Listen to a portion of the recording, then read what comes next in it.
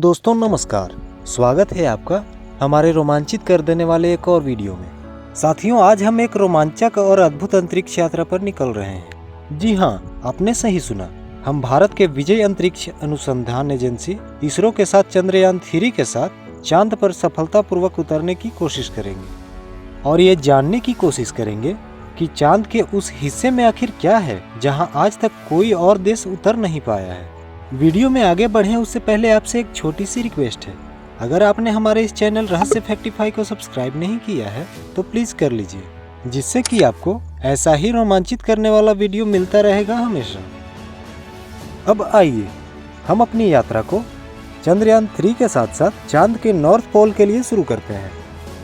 लेकिन यात्रा शुरू करने से पहले हम अपने यात्रा के महत्वपूर्ण साथी चंद्रयान 3 के बारे में जान लेते हैं।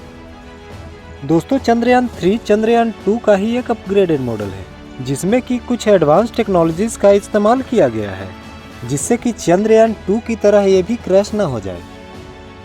साथियों, चंद्रयान 2 का क्रैश होना इसरो के वैज्ञानिकों के लिए एक सदमे से कम नहीं था। उस दिन हमारे इसरो चीफ के साथ साथ हमारे प्रधानमंत्री की आंखें भी नम हो गई थी। अभी हाल ही में वैज्ञानिकों ने चंद्रयान 2 के क्रैश होने के कुछ प्रमुख कारणों का उल्लेख किया है, जिसमें कि प्रमुख कारण है इंजनों ने अपेक्षा से ज़्यादा जोर पैदा किया। दूसरा, सॉफ्टवेयर द्वारा सीमित थी विक्रम लैंडर को मोड़ने की क्षमता। इसके असफल रहने का तीसरा और प्रमुख कारण है अंतरिक्ष यान को उतारने के लिए पहचानी गई 500 मीटर स्क्वायर की छोटी लैंडिंग साइट। इसरो के वैज्ञानिकों ने कहा कि विमान का वेग बढ़ाकर वहां पहुंचने की कोशिश की जा रही थी। यह लगभग जमीन के करीब था और वेग बढ़ता रहा, जिस वजह से लैंडर चांद से बुरी तरह क्रैश हो गया।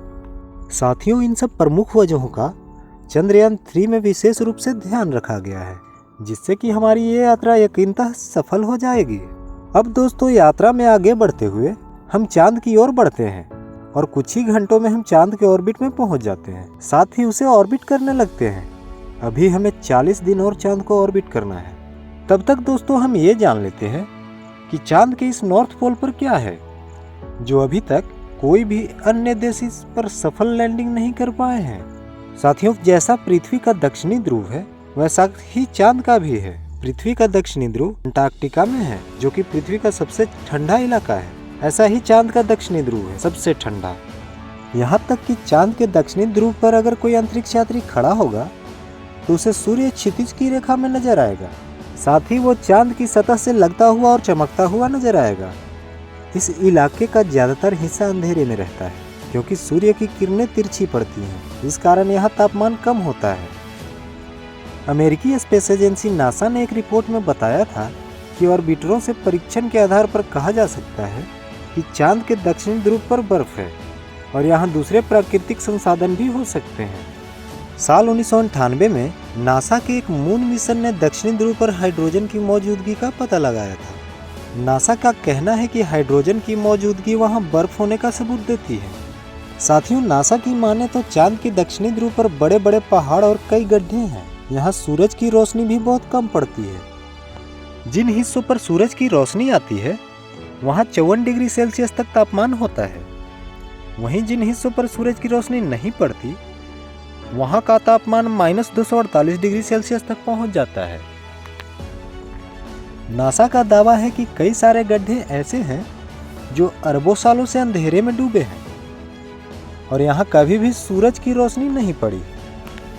वहीं इसरो का कहना है कि चूंकि दक्षिणी ध्रुव के कई गड्ढों पर कभी रोशनी पड़ी ही नहीं और वहाँ का ज़्यादातर हिस्सा अंधेरे में ही रहता है, इसलिए वहाँ बर्फ होने की कहीं ज़्यादा संभावना है। ऐसा भी अंदाजा है कि यहाँ जमा पानी अरबों साल पुराना हो सकता है। इससे सौर मंडल के बारे में काफ़ी अहम जानकारियाँ हासिल करने में मदद मिल सकेगी। साथ ही इस पानी में हमें कुछ अलग तरह के जीव भी हमें देखने को मिल सकते हैं। जी हाँ दोस्तों, इस दुनिया में कुछ भी असंभव नहीं है। हो सकता है उन जीवों की जीवन शैली हमसे बहुत अलग हो और वे ऑक्सीजन की जगह कुछ और चीज़ लेते हों। साथियों, चांद का दक्षिणी ध्रुव अजीब जगह है। सबसे बड़ी चुनौती तो यहाँ का अंधेरा ही है। यहाँ पर चाहे लैंडर उतारना हो या किसी अंतरिक्ष यात्री को, काफ़ी मुश्किल है, क्योंकि चांद पर पृथ्वी की तरह वायुमंडल नहीं है। इसरो का तो ये भी कहना है कि हम कितनी भी बेहतरीन टेक्नोलॉजी का इस्तेमाल कर लें और कितना ही एडवांस लैंडर को उतार दें, तब भी ये बता पाना मुश्किल है कि दक्षिणी ध्रुव की जमीन दिखती कैसी है। और कुछ सिस्टम तो बढ़ते घटते तापमान के कारण खराब भी हो सकते हैं। साथियों, इस वीडियो में बस इतना ही। इस यात्रा को हम फिलहाल यहीं रोकते हैं और बाकी की यात्रा हम अगले वीडियो में करेंगे, जब हमारा चंद्रयान 3 सफलतापूर्वक चांद पर लैंड कर जाएगा। तब तक के लिए जय हिंद, हर हर महादेव।